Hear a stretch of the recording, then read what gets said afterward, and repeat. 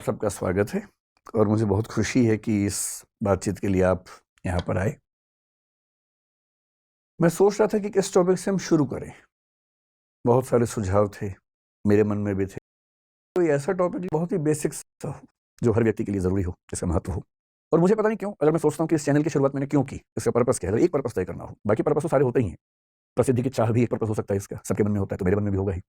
लेकिन अगर मैं सोचूं कि इसका दरअसल एक ईमानदार पर्पस क्या है इस चैनल का, तो मुझे लगता है कि मैं अपने कंट्रीब्यूशन के तौर पर यह चाहता हूं कि हमारा समाज सोचने विचारने की प्रक्रिया में बेहतर समाज बने। हम एक सेंटिमेंटल समाज के रूप में ना हो, हम एक इंटेलेक्चुअल समाज भी तो हो। सामाजिक चर्चाओं में, विमर्शों में थोड़ी गहराई हो, चिंतन बेहतर हो। हम अफवाहों से क्यों बहें। इसलिए सोचा कि पहला टॉपिक क्यों ना यही रखें कि सोचा कैसे जाए, फैसले कैसे किए जाए। मैं क्लास में एक कहानी अक्सर सुनाता हूँ पंचतंत्र की, थोड़ा बदल के सुनाता हूँ। पंचतंत्र आप जानते हैं, विष्णु शर्मा का एक कहानी संकलन है प्राचीन काल का। उसमें कई ऐसी कहानियां हैं जो हमें नॉर्मल लाइफ के बारे में, सामान्य जीवन के बारे में एक लेसन देती हैं, सीख देती हैं। उसमें एक कहानी का नाम था, अगर मुझे ध्यान है, मैं स्कूल में पढ़ता था, उसका नाम था पंडित की बकरी। कहानी थोड़ी सी अलग थी, मैं उसे थोड़ा सा अलग करके आपको सुनाता हूँ ताकि आज के परिवेश में उसका महत्व ज्यादा समझ में आए। कहानी ये है, मैं फिर बता रहा हूँ, कहानी में बदल के सुना रहा हूँ ताकि बाद में कोई हमला ना करे कि नहीं कहानी तो ये थी, बदल कैसे दी। उस कहानी में यह था कि एक पंडित जी बकरी खरीद के जा रहे हैं, 3 लोगों को लालच है कि बकरी खाएंगे हम।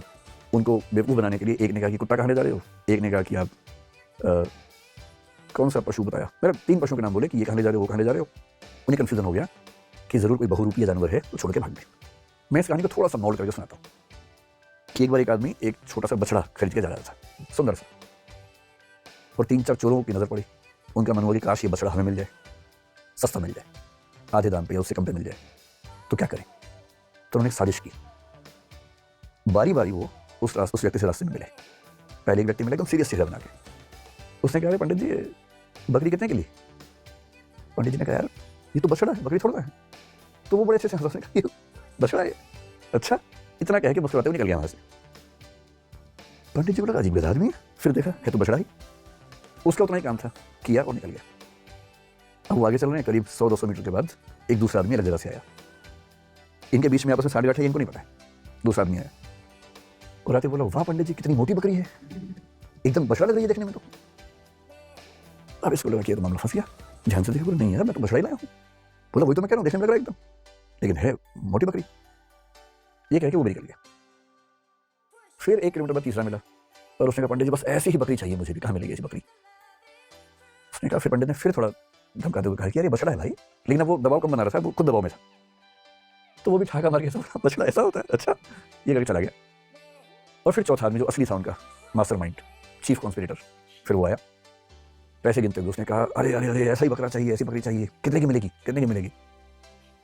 तो पंडित जी बोले, मुझसे बहुत बड़ी गलती हो गई है, मैं तो बकरी खरीद के ले आया बछड़े के नाम पे या बछिया के नाम पे पिटूंगा, इससे अच्छा नुकसान कम कर लेता हूँ।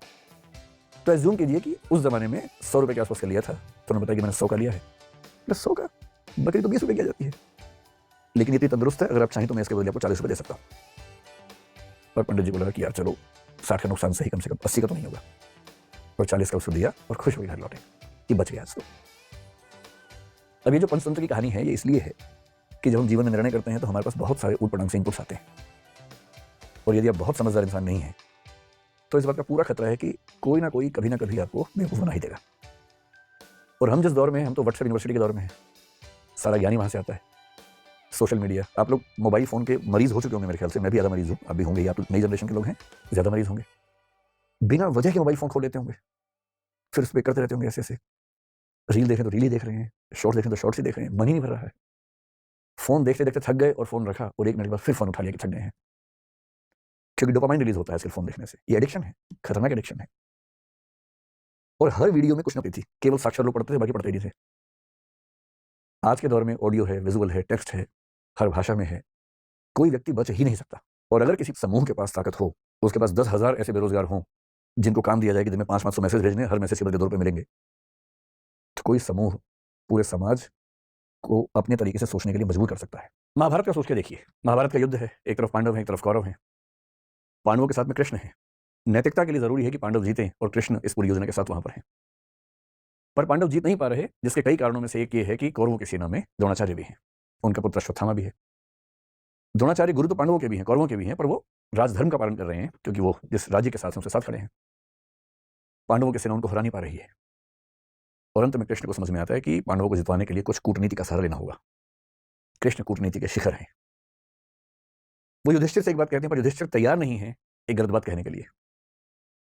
और अंत में कृष्ण अपनी पूरी कूटनीतिक ताकत का इस्तेमाल करके सिचुएशंस बनाते हैं। एक हाथी अश्वत्थामा नाम का, उसकी हत्या होती है।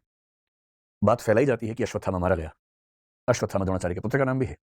और द्रोणाचार्य अचानक हताश होने लगते हैं। उन्हें फिर भी लगता है कि एक बार मैं खबर को ऑथेंटिकेट कर लूं, प्रामाणिक है या नहीं चेक तो कर लूं। तो वो अपने समय के सबसे प्रामाणिक व्यक्ति युधिष्ठिर से पूछते हैं। युधिष्ठिर धर्मराज हैं, झूठ नहीं बोलते हैं। पूरी पांडवों की सेना ने, टीम ने जब उनसे कहा, वो तब भी तैयार नहीं हुआ कि मैं झूठ नहीं बोलूंगा। लेकिन अब झूठ नहीं है, अश्वत्थामा की हत्या हुई है, हाथी की हुई है, तो क्या हुआ? हुई तो है ही। और तब भी वो चाह रहे हैं कि मैं पूरी बात बोलूं। द्रोणाचार्य ने पूछा, क्या अश्वत्थामा मारा गया? युधिष्ठिर कह रहे हैं, अश्वत्थामा हतो नरोवा कुंजरोवा। अश्वत्थामा मारा गया, आदमी था या हाथी था। लेकिन जैसे ही नरोवा कुंजरोवा कह रहे हैं, ठीक उसी क्षण में बहुत तेज शंख बजता है कृष्ण का। और उस शंख की आवाज में द्रोणाचार्य सुन नहीं पाते पूरी बात।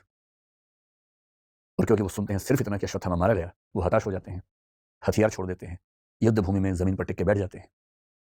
और इसी क्षण का फायदा उठाकर धृष्टद्युम्न उनकी हत्या कर देता है। मैं सोचता हूं कई बार कि द्रोणाचार्य इतने योग्य व्यक्ति थे, यदि मिस इंफॉर्मेशन से या मैनिपुलेटिव इंफॉर्मेशन से उनको भी एक गलत तथ्य के प्रति आश्वस्त किया जा सकता था, तो आज के दौर में जब हर तरफ सोशल मीडिया के हमले हैं, कैसे कोई व्यक्ति सही फैसले करे? अगर द्रोणाचार्य उस आवाज को सुन पाते, नरोवा कुंजरोवा, तो शायद उनका फैसला बदल गया होता, शायद युद्ध की कहानियां अलग होती। पर किस तरह से सूचनाएं पहुंचे, कौन सी सूचनाएं ठीक से न पहुंचने दी जाएं, कैसे कंटेक्स्ट से बात को हटा दिया जाए, अगर सूचना देने वाले इसमें माहिर हों, तो समाज क्या करे, आम आदमी क्या करे, द्रोणाचार्य जैसा महान चिंतक क्या करे? और इसलिए कुछ बातें जो मुझे लगता है कि होनी चाहिए इस मसले पर। मैं तो अपना जीवन लगभग 2 तिहाई जी चुका हूं।